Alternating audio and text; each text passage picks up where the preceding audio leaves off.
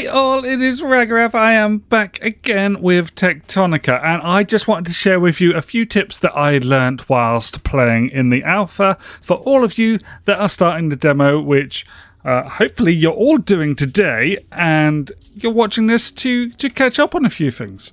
So I've prepared a few bits here ready. Now, tip number 1 is all to do with your inventory bars down at the bottom. As you can see, I have toolbar 1 and toolbar 4 showing at the moment, and it says 1 of 4 on the bottom toolbar and 4 of 4 on the top toolbar. But how do you change between these? Well, the easiest way to do this is by using Control on your keyboard and pressing 1, 2, 3 or 4 to change the bottom toolbar. Shift and 1, 2, 3 and 4 also changes this on the second toolbar, so the second highest one.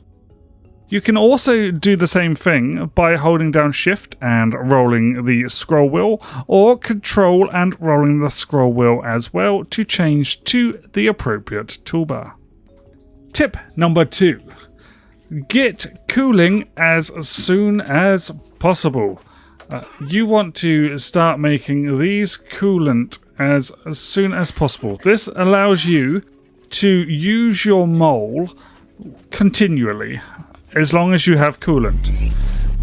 As you see, it's using up coolant to clear the area, and the mole is not overheating at all. If you don't have coolant, the mole will eventually overheat and you will have to wait for it to cool down.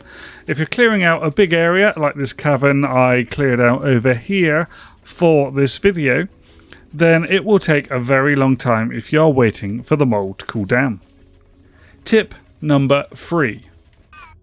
Belts can only handle 6 drills at once, so the output from 6 drills will fill up 1 belt. So if you do more than 6, make sure you have multiple belts. Now, right at the start it won't necessarily fill it up, but it will later on.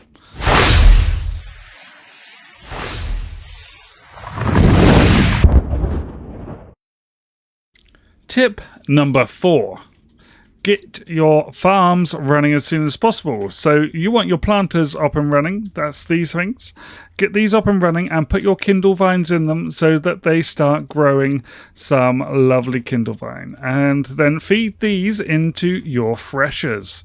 Your freshers will then split this into plant matter and into more seeds. You can feed the seeds back into the planters and use the plant matter that comes out as fuel for creating biobricks, and you also need them for creating your electronics. And you will end up using a lot of electronics. So make sure you get these running as soon as you can and start building up your supplies. Tip number 5. When you want to build belts at a certain level, for example, like this one floating in the air over here, you can't automatically build your belts because the game will try and keep it as low as possible. As you can see, that one just stayed low. I couldn't raise it up anymore, and it automatically raises above this box. And you can join on to the end of one of these, but you'll see that it tries going down again. So you have to build these one at a time. The best way of getting these to go up is to create your powered floors and just build them at the correct level. And then you can have your belt go across. And if you don't want your power floors there, you can just delete them, and your belt will fly in the air. Tip number 6. Assemblers.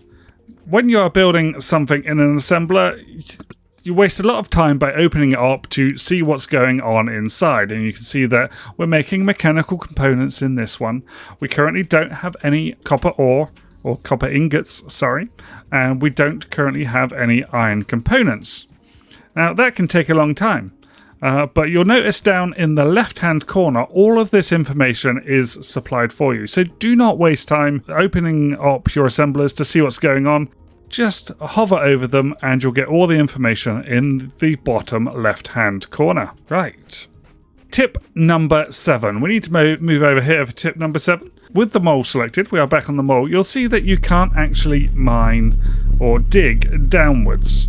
To facilitate this, you have to use the mining pick. If you want to go down at the moment, there is no way except for picking out a little hole in the floor, and then once you have picked down wherever you need to get to, you can drop in your hole, pull out your mole again,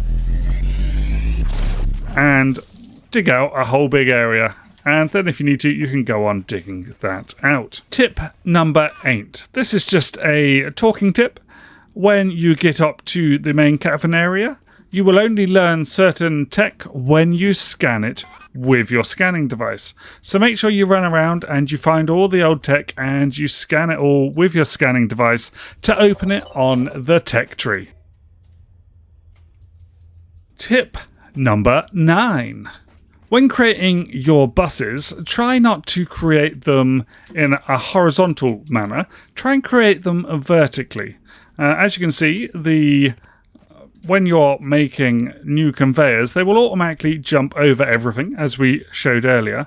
So you can have your belts stacked vertically, and then you can use this configuration to bring things off for your assemblers. So you can make this belt run all the way around your base and then just pull off in what some people have described as a waterfall bus. As you see, it's a nice little waterfall that comes down, and feed your assemblers from there. Tip number 10. You'll notice that this cavern I cleared out, I have created a high ceiling to.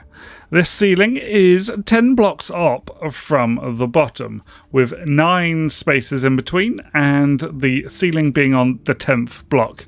This creates you plenty of room to climb up above any of your assemblers or fixtures that you need to get above, and it also allows you to build belts over them if you need to, when we invariably turn our factories into a spaghetti junction. Okay, so that is my 10 tips, but I do have one more bonus tip for you, and that is if you press Alt on your keyboard, you'll notice it does a little scan, and it will provide you extra information about what's going on in your factory. You can see that these 2 assemblers here are paused. They aren't currently doing anything. You'll also get pictures of what's being built in your assemblers, if there's stuff in there when they're working, and lots of other useful information comes up by pressing Alt, and you can just press it again to remove it. Okay, well, if you found this useful for your exploration into Techtonica, guys, then please give this a like, subscribe to my channel, and hit that bell icon to see when I've got more coming out. And I'll see you in the next one. Bye!